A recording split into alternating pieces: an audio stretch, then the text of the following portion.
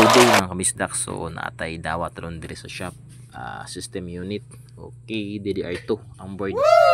Tapos ang yang socket is socket 478.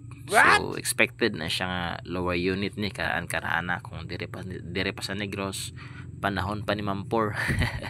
So yang gamit is HDD nga sa laptop, slim type. So dili pa SSD. Okay, so mani ang problema ni is pag diagnos nako ang yang usa ka RAM slot daot gyud mo double beeping. Nice. So no choice ko usa ra gid ka RAM, usa ra ka slot ang akong nagamit. Wow. Pero usar po kabuk yung memory. So ana ra na siya oy. Usar gyud magamit nga slot diba, pero daot gyud ang usa mga bisdak. So muna siya ako na ning gibaklas tapos gibalik tapos dala na pud cleaning.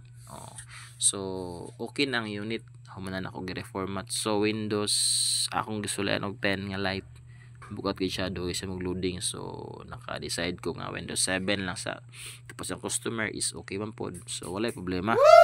Windows 7 na akong gi-install. Tapos ang iyang Microsoft Office is 2007 gito siya na 2010 bukat pong kaayo. So 2007 para compatible sa system units. Yun na lang kani akong ibot mga bisdak is nag-install ako og drivers. Drivers na lang kulang ana. Okay, so nagkulat-kulat na lang ko nga time nga mahuman ang installation sa software sa drivers ug uban pa. Sa morning nag-ayo mga bisdak pagka bulay o ganing naunga. Wow. Susino ko. Katawa pa, kagwapo.